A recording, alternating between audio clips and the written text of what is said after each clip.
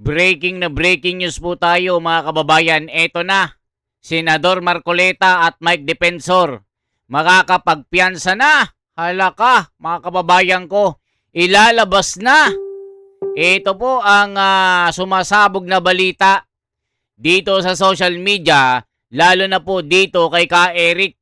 Alam po natin si Ka Eric, marami pong leads po ito na mapagkukunan na mga classified na mga information. Kahit yung mga sikreto na lihim, nasasagap nito. Kaya mga kababayan, sabay-sabay po natin panoorin ang pasabog na ito. Yari na. Nagkaogaga na ang mga tangalista bobolista. Malulungkot na naman at mag-iiyakan ang mga tangalistang 20tista na laging naniniwala sa 20 pesos na marigmig na bigas. So dito mga kababayan, ang pasabog na ito talagang kinaiyak ng kampo ni Junior. Lalong-lalo na ang taga-suporta ni Pinkilista at nila Tulpolista. Iyakan na ang mga yawa mga kababayan. So dito, talagang kinilabutan po ako mga kababayan nung makita ko ito na may flash report talaga. 'Di ba? Lagi nating sinasabi mga kababayan na si Marcoleta ay lalaya na. Aba, galit na galit yung mga bobolista sa akin. Lagi ko daw sinasabi na laging lalaya na si Marcoleta pero hindi naman. Bakit gustong gusto ko raw makalaya si Marcoleta? Bakit hindi mga bobo? Mga Judas Estas? Bakit gugustuhin kong makulong si Senador Marcoleta? Siya yung nakikita ko. Nakikita ng taong bayan na tagapagligtas ng taong bayan at galit na galit sa korupsyon. Ginagawan lamang po ng kaso at tuloy-tuloy na kanilang ginigipit. Kahit na magbaliktaran na lahat mga kababayan ng mga testigo, pero si Marcoleta mananatiling nakatayo at titindig sa katotohanan. Kaya dito mga kababayan, Ultimo Korte Suprema, sasabog na rin. Talagang kakatigan ang prinsipyo ni Marcoleta. Tignan, flash news, Senador Marcoleta, ex-Kong Mike Defensor at Jinggoy, makakapagpiyansa na, makakalaya. Halaka, iyakan na. Sabay-sabay po nating panoorin mga kababayan. Mga basher, mga bobolistang tangalista, bago kayo manood, i-komento nyo, i-like nyo at i-share nyo. Tapusin nyo rin yung video para maintindihan nyo mga kinokomento nyo. Magkokomento kayo, di nyo pa alam. Eto na. Panoorin natin. Lalaya na talaga si Marcoleta. Magandang araw, sambayan ng Pilipino. Magandang araw, mga kababayan. Kasama niyo po ngayon si Ka Eric sa mainit na talakayan ng mga mahalagang isyu na hinaharap ng ating bayan. Mayroon po tayong natanggap na balita na mukhang magiging positibo daw. Hindi pa kumpirmado ang application for bail na ma-approve in favor of Senator Marcoleta, Senator Jinggoy Estrada, at pati po kay former Congressman Mike Defensor at mga kasama nila.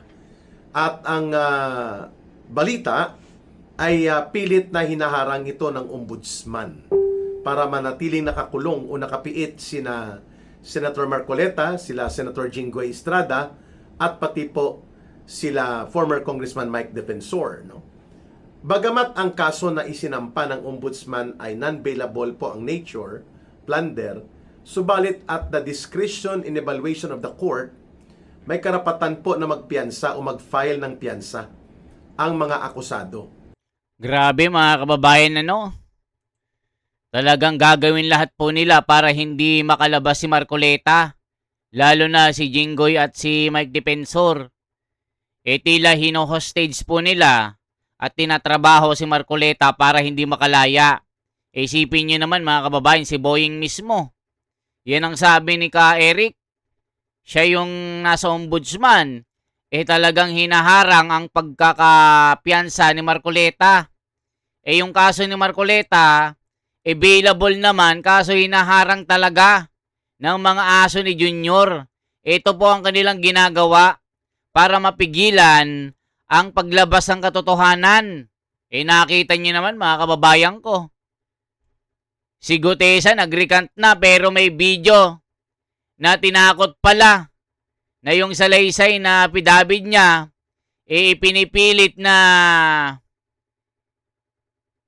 ilaglag si Marcoleta at si Defensor na sinasabi na nagbayad ng malaking halaga at pinilit lang si Gutesa at ginamit lang ito sa kanilang sariling interes. O nakita niyo naman mga kababayan, talagang pipigilan si Marcoleta sa kanyang paglaya. Nako po mga kababayan ko, ito ng pasabog. Lalaya na talaga ito. Sapagkat the matter to do the application for bail ay matter of right. O kita nyo mga kababayan ko. Diba? Totoo naman. Kung walang tumatrabaho dito, matagal nang nakalaya ito mga kababayan ko. Matagal nang nasa Senado at nakikipagbakbakan sa kalaban. Diba mga kababayan ko, hindi na makapagsalita sila Tulfo at Ping Lacson. Pag nandyan si Marcoleta, gisado ang kakalabasan ng mga ito para mga trumpong kinaskas ang ulo. Diba mga kababayan? Ito pa. Po ay ginagarantiyan ng saligang batas. Depende po sa diskresyon at evaluation ng court kung ito ay mahina o hindi ang kaso. At sa tingin ng korte, kung hindi naman po flight risk o hindi naman tatakas ang mga naturang akusado at may karapatan sila na mabigyan ng pansamantalang kalayaan dahil hindi naman po sila sentensyado pa, ang pagkakaroon po ng piyansa ay karapatan ng sino mang akusado. We hope na mag-grant po itong petition for bail nila Senator Marcoleta, Senator Jinggoy Estrada at pati po kay dating Congressman Mike Defensor. Napakalupit at napakasama po nitong taktika na ginagamit ni Marcos Jr. at nila Boying Rimulya na magsampa ng gawa-gawang kaso, plunder, at kung ano-ano pang kasinungalingan at ihuhulog nila sa kategorya ng non-bailable na klase ng offense. And dahil dito, mga kababayan, nagkakaroon ngayon ng problema ang mga political opposition personalities and figures dahil sila po ay nagiging hostage sa pandaraya at diskarte na kaso na ginagawa nila Boying Rimulya sa utos siyempre ni Marcos. Ganyan din po ang kanilang gustong gawin sa iba pang mga personalidad like Senator Alan Peter Cayetano, kay Congressman Jing Paras, na namumuno ng grupo ng Kampilan. Kasama po si dating Congressman Congressman Leandro Liveste, and of course si Loren Ligarda, si Senador Ligarda. Lahat ng ito tinatakot. Ayan mga kababayan, lahat ng kakampi ni Sara Duterte ay talagang tinatakot at ginigipit, inuubos ang mga kakampi ni Tatay Digong. Diba? Nakita niyo naman mga kababayan ko. Laging binubudol tayo ni Junior. Pangako ng pangako. Ito na, makukulong na sila pagdating ng December 15 nung nakarang taon. Ikukulong na natin, maghihimas sila ng rehas. Sumapit na naman ng December 15, wala na naman, budol na naman si Junior. Pagdating na naman ng December 25, nagsalita, nagpa-presscon si Boying. Mga kababayan ko, eto na ang pasabog natin. Lahat ng mga magnanakaw ng akurakot, accountability ang isisigaw natin. Ikukulong natin sa Noche Buena. Disyembre 25, wala nang mga kurap, ikukulong na natin sila. Hindi na natin sila palalayain pa. Hindi na makakakain ng spaghetti at sinangag na 20 pesos na bigas. Aba naka mga kababayan, sumapit na naman ang 25 ng Disyembre nakarang taon. Wala na naman, umiyak na naman tayo. Pangako ito. Pagdating ng December 31, ikukulong na natin ang mga hinayupak na mga yan. Nagising tayo ng umaga mga kababayan para abangan yung pasabog ni Junior at ni Boying. Nako po, ayun, nga. Hanggang ngayon, hanggang nagkarakit-rakit na, hanggang lumutang si Junior, hanggang nangarap na mga rakit-rakit. Ito na ang bagong Pilipinas, may racket na naman papuntang Kalawakan. Ito ang pag-unlad ng Pilipinas, sabi na Auntie Claire, yung bobong tagapagsalita. Yan ang sinasabi ng mga komento. Ang racket ay magiging progresibo ang Pilipinas. Yawa na. O ngayon, naka si Marcoleta kinulong, mga hinayubak na mga Hestas Barabas. Anong nangyari? Lahat ng mga nagsasalita, kinukulong. O ano masasabi nyo dito? Hanggang kay Cayetano, walang makitang pag-iinitan si Cayetano. Di ba si Pinky, ginagawa na naman ang kaso. Ngayon, si Loren naman. Ayun, yung nanay ni Lebiste, yun. Lumipad ng France. Kasi nga, ginigipit nila ito hanggang nagrikanta si Gutesa, ayun, bumaldog. Nakonsensya, ayun, lumabas yung video ng kanyang asawa na pinilit pala na magrikant ito. Yawa na talagang Pilipinas, kawawang Pilipinas. Kailan tayo magkakaroon ng hustisya dito? Kaya ngayon, paglabas si Marcoleta, makakapagpiyansa na ito, ayon kay Eric, magkakaroon na tayo ng hustisya dito. Lahat ng mga kawatan na nagkukunwari na makabayan at gustong ipaglaban ang interes ng mga Pilipino, paglabas si Marcoleta, yayariin kayo ng batas. Eto na.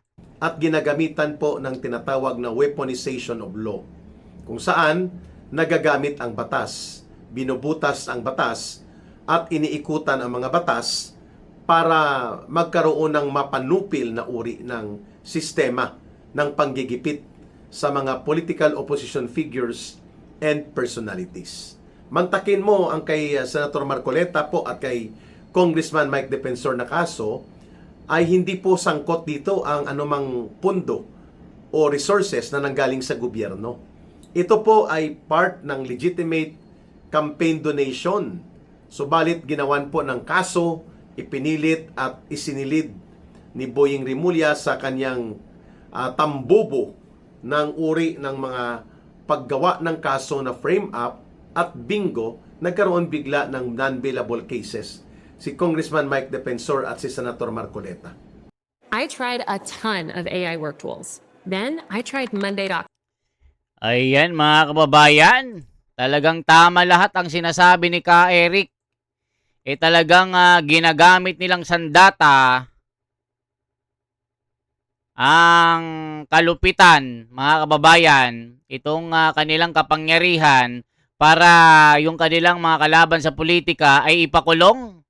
Nako po, Dayunyor, pagsapit ng 2028, babalik sa'yo ang ginawa mo kay Marcoleta at kay Tatay Digong. Nako po, yawa na, sabi ni Ka Eric dito. Ito po ay ginagawa ng lahat ng mga kandidato at politiko sa buong Pilipinas, sa buong bansa, na nagkakaroon po ng mga campaign donation at ito ay inire-report mo sa COMELEC o kaya ipapaliwanag mo sa COMELEC.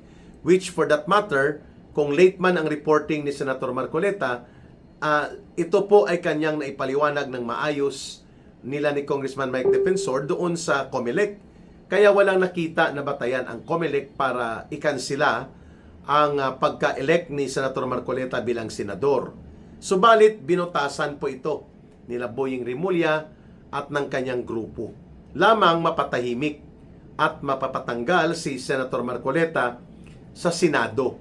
Dahil alam natin na tinik sa kanilang lalamunan ni Marcos, nila Lisa Araneta, nila Martin Romualdez, at ng grupo ng mga sindikato sa gobyerno ang isang matapang at matalino na uri ng senador na may paninindigan na hindi nila kayang hawakan sa liig at itali sa ilong. Ayan mga kababayan, totoo po yan na si Senador Marcoleta ang katangi-tanging senador na merong biniyayaan ng kaalaman ng Diyos sa langit, mga kababayan ko. Pati nung unang panahon mga kababayan, nung panahon ng mga propeta, meron na ring mga hinirang na inilalagay sa posisyon sa gobyerno para magbigay halimbawa ng tunay na paglilingkod sa bayan para ipakita ang katapatan sa ngalan ng batas. Ang pagpapatupad ng batas ay pantay-pantay. Nung unang panahon mga kababayan ay meron na ring mga ganyan.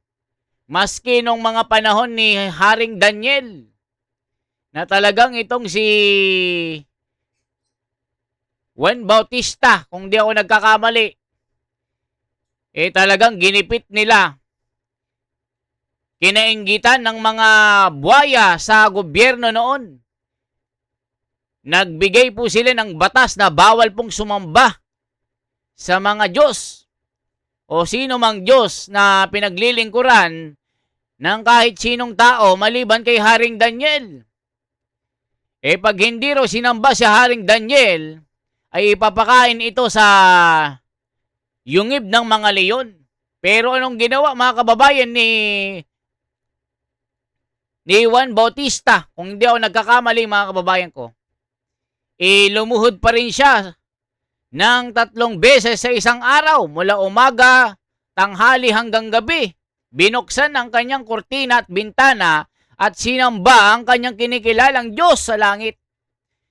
Dito mga kababayan, nalaman ng mga kalaban ni Juan Bautista ang ginawa ni Propeta Juan Bautista. Kung hindi ako nagkakamali, nung panahon ni Haring Daniel. O ngayon, di ba? Isinumbong sa hari, Haring Daniel, hindi tinupad ni Juan Bautista ang ginawa naming batas na walang sasamba maliban sa'yo. Ipatapon si Juan Bautista sa yungib. Itinapon si Propeta Juan Bautista. Kung hindi ako nagkakamali mga kababayan, may mga ganyang pangyayari nung panahon ng mga propeta. Itinapon nga itong si Propeta Juan Bautista. Ayun, imbes na magkaluray-luray ito, yung mga leyon, hindi man lang kinalmot o nasugatan itong propeta na lingkod ng Diyos na nagkaroon ng pinakamataas sa posisyon nung panahon ni Haring Daniel. So nagulat si Haring Daniel. Juan Bautista, purihin ang Panginoon mo. Totoong may Panginoon ka. Ang itinapon mga kababayan, yung mga naghudas kay Juan Bautista, hindi pa nakakadantay sa lupa mga kababayan, nagkapira-piraso na yung mga inggiterong Hestas Barabas na nagsumbong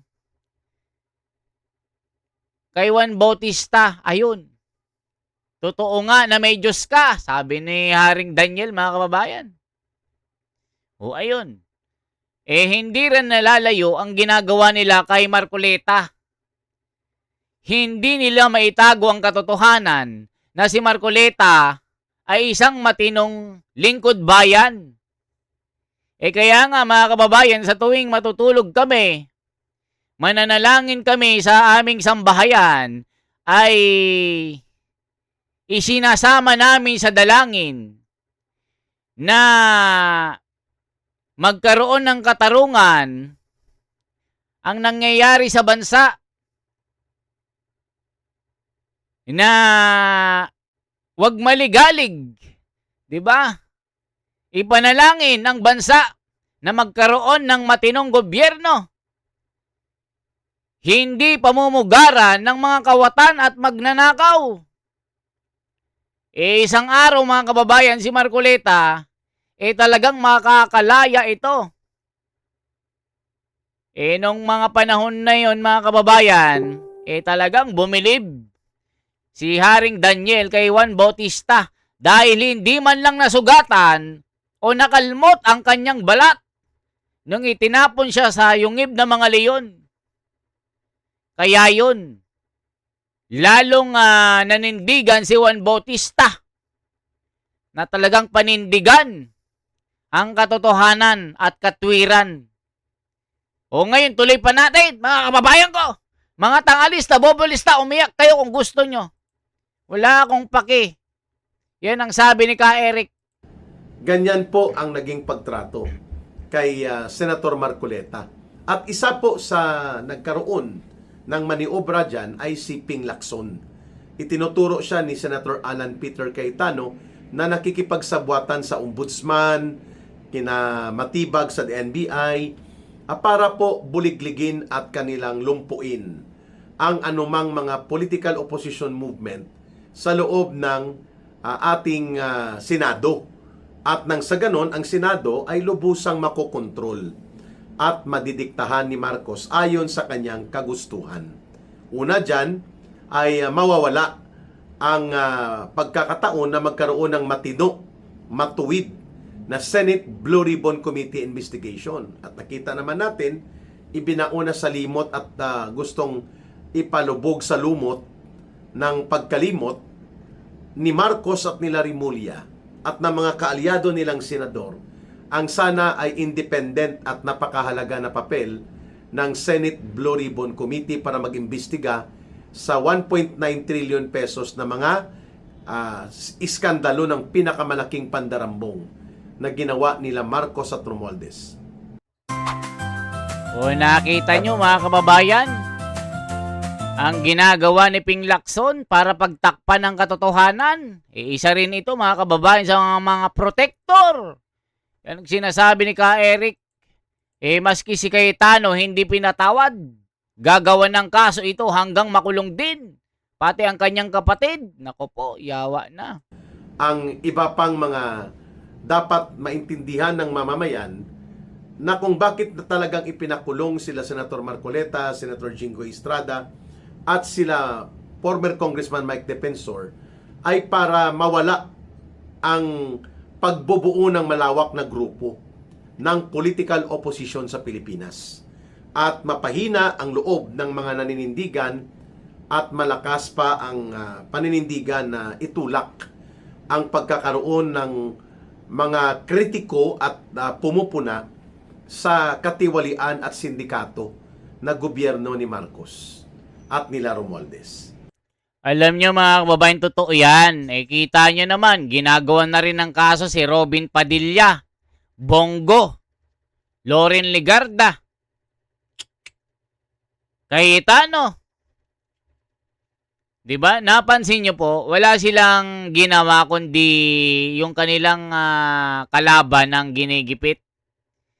Yung mga binabanggit na sinasangkot sa flood control issue, lalong-lalo na yung nasa mga malalaking pangalan, ay wala.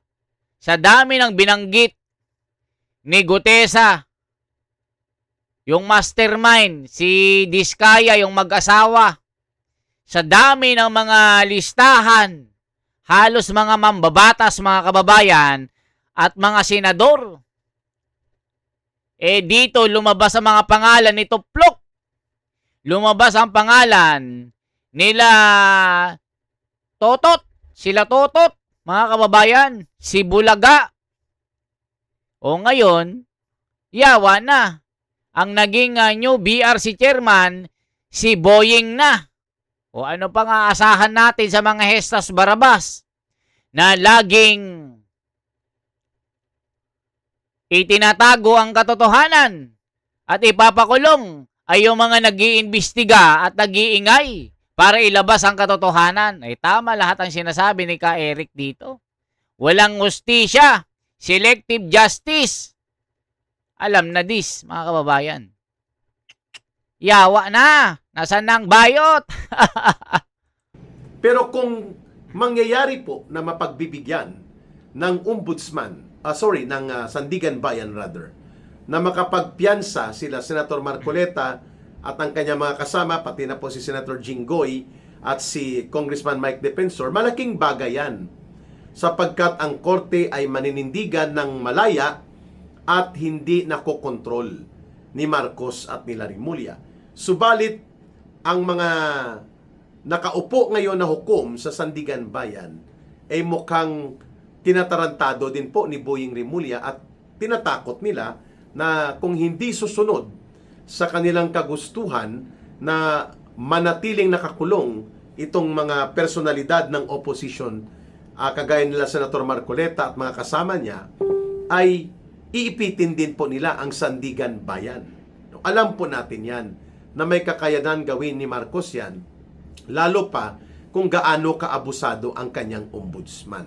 Nakita naman po natin sa Korte Suprema, halos ay nagkaroon din po ng pagkatameme ang Korte Suprema doon sa tinatawag na transcendental issues with urgent and transcendental need for resolution na dapat ay ginagawa ng Supreme Court, nagpabaya din ang Korte Suprema. Halimbawa, itong pang-aabuso at paggamit ng fishing expedition at mga illegal na gawain sa impeachment ni Sara Duterte, nagtahimik at nagbaliwala ang Korte Suprema.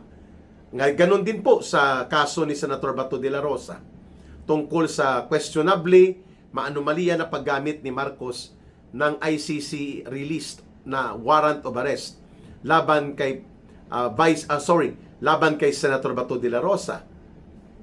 O nakita nyo mga kababayan ko, ano sinasabi dito? Prayer moves mountains.